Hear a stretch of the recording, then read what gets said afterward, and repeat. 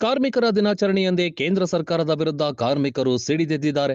ಬೆಂಗಳೂರಿನ ಫ್ರೀಡಂ ಪಾರ್ಕ್ನಲ್ಲಿ ಬೃಹತ್ ಪ್ರತಿಭಟನೆ ನಡೆಸಿದ್ದಾರೆ. ಇನ್ನು ಬೃಹತ್ ಪ್ರತಿಭಟನೆಯಲ್ಲಿ ಸಾವಿರಾರು ಕಾರ್ಮಿಕರು ಭಾಗಿಯಾಗಿದ್ರು. ಕಟ್ಟಡ ಕಾರ್ಮಿಕರು ಸೇರಿ ಹಲವು ಸಂಘಟನೆಯ ಸಾವಿರಾರು ಕಾರ್ಮಿಕರು ಭಾಗಿಯಾಗಿದ್ರು.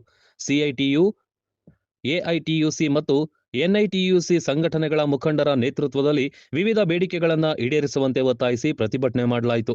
ಮುಖ್ಯವಾಗಿ ಅಸಂಘಟಿತ ವಲಯದ ಕಾರ್ಮಿಕರು ನಿಗದಿತ ಕನಿಷ್ಠ ವೇತನ ಸೇರಿದಂತೆ ಹಲವು ಸಮಸ್ಯೆಗಳನ್ನು ಎದುರಿಸುತ್ತಿದ್ದಾರೆ. ಆ ಸಮಸ್ಯೆಗಳಿಗೆ ಪರಿಹಾರಕ್ಕೆ ಕಾರ್ಮಿಕರು ಆಗ್ರಹಿಸಿದ್ರು. ಬಾವಿಯಲ್ಲಿ ಮುಳುಗಿ ಇಬ್ಬರು ಬಾಲಕರು ಸಾವನ್ನಪ್ಪಿದ ಘಟನೆ ವಿಜಯಪುರ ಜಿಲ್ಲೆಯ ಸಿಂದಗಿ ತಾಲೂಕಿನ ಗೋಲಗೇರಿ ಗ್ರಾಮದಲ್ಲಿ ನಡೆದಿದೆ. ಸೋಮಶೇಖರ್ ಆಲಮೇಲ ಹಾಗೂ ಮಲಿಕ್ ನದಾಫ್ ಮೃತ ದುರ್ದೈವಿಗಳು. ಬಿಸಿಲಿನ ಬೇಗೆಯಿಂದ ತಪ್ಪಿಸಿಕೊಳ್ಳಲು ಈಜು ಬಾರದಿದ್ರು ಬಾಲಕರು ಬಾವಿಯಲ್ಲಿ ಸ್ನಾನಕ್ಕೆ ತೆರಳಿದ್ರು. ಈ ವೇಳೆ ದುರ್ಘಟನೆ ನಡೆದಿದ್ದು ಸಿಂದಗಿ ಪೊಲೀಸ್ ಠಾಣೆಯಲ್ಲಿ ಪ್ರಕರಣ ದಾಖಲು ಮಾಡಲಾಗಿದೆ.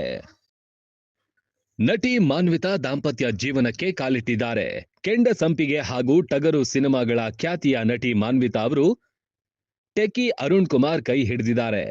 ಕಳಸದ ಜಿಎಸ್ಬಿ ಸಭಾಭವನದಲ್ಲಿ ನಡೆದ ಮಹೋತ್ಸವದಲ್ಲಿ ಸಪ್ತಪದಿ ತುಳಿದಿದ್ದಾರೆ.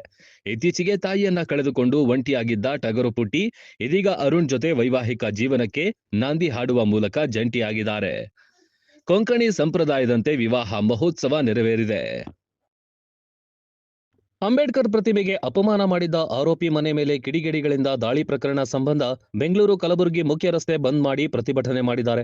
ಕಿಡಿಗೇಡಿಗಳ ದಾಳಿ ಖಂಡಿಸಿ ಕುಟುಂಬಸ್ಥರು, ಲಿಂಗಾಯತ ಸಮುದಾಯದವರು ಪ್ರತಿಭಟನೆ ನಡೆಸಿದ್ದಾರೆ.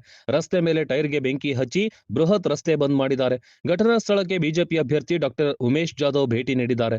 ಪ್ರತಿಭಟನೆಗೆ ಬೆಂಬಲ ಸೂಚಿಸಿ ಉಮೇಶ್ ಜಾಧವ್ ಮಾತುಕತೆ ನಡೆಸಿದ್ರು. ಸಚಿವ ಪ್ರಿಯಾಂಕ್ ಖರ್ಗೆ ವಿರುದ್ಧ ಧಿಕ್ಕಾರ ಕೂಗಿ ಪ್ರತಿಭಟನಾಕಾರರು ಆಕ್ರೋಶ ವ್ಯಕ್ತಪಡಿಸಿದ್ರು. ಕಲಬುರಗಿ ಜೇವರ್ಗಿ ಹೆದ್ದಾರಿ ಸಂಪೂರ್ಣ ಬಂದ್ ಮಾಡಿದ ಹಿನ್ನೆಲೆ ವಾಹನ ಸವಾರರು ಪರದಾಟ ನಡೆಸುವಂತಾಯಿತು. ಸ್ಥಳದಲ್ಲಿ ಪೊಲೀಸ್ ಬಂದೋಬಸ್ತ್ ಮಾಡಲಾಗಿತ್ತು.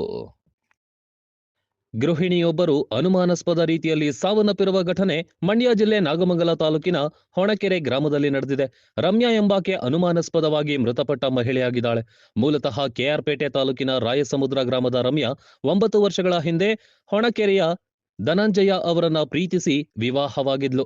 ರಮ್ಯಾ ಧನಂಜಯ ದಂಪತಿಗೆ 2 ಮಕ್ಕಳಿದ್ದು ಕೌಟುಂಬಿಕ ಕಲಹಕ್ಕೆ ಗೃಹಿಣಿ ಬಲಿಯಾಗಿರುವ ಶಂಕೆ ವ್ಯಕ್ತವಾಗಿದೆ. ಇನ್ನು ಈ ಬಗ್ಗೆ ಮೃತ ರಮ್ಯಾ ಸಹೋದರ ರವಿಯಿಂದ ಪೊಲೀಸರಿಗೆ ದೂರು ದಾಖಲಿಸಿದ್ದು ನಾಗಮಂಗಲ ಗ್ರಾಮಾಂತರ ಪೊಲೀಸ್ ಠಾಣೆಯಲ್ಲಿ ಪ್ರಕರಣ ದಾಖಲಾಗಿದೆ. ಕೂಲಂಕುಷವಾಗಿ ತನಿಖೆ ಆಗಬೇಕು. ದಯವಿಟ್ಟು ಅಧಿಕಾರಿಗಳ ಹತ್ರ ಮನವಿ ಮಾಡ್ಕೋತೀವಿ, ಕೇಳ್ಕೊತೀವಿ. ನೋಡಿ, ಲವ್ ಮ್ಯಾರೇಜ್ ಆಗಿ ಈ ಥರ ಬಂದು ಸಾಯಿಸ್ಬಿಟ್ರೆ ನಾವು ಯಾರ ಹತ್ರ ಮೊರೆ ಹೋಗೋದು? ಇದಕ್ಕೆ ನಮಗೆ ಚಿಕ್ಕದಾದಂಥ ಮಕ್ಕಳುಗಳಿದ್ದಾರೆ. ಇದಕ್ಕೆ ಒಂದು ಪರಿಹಾರ ಒಳ್ಳೆ ರೀತಿಯಲ್ಲಿ ಮಾಡಿಕೊಡ್ಬೇಕು ಅಂತ ನಾವು ಅಧಿಕಾರಿಗಳ ಹತ್ರ ಕೇಳ್ಕೊತೀವಿ. ಅವ್ರ ಹೆಸರು ಹೇಳ್ಬೇಕಾ?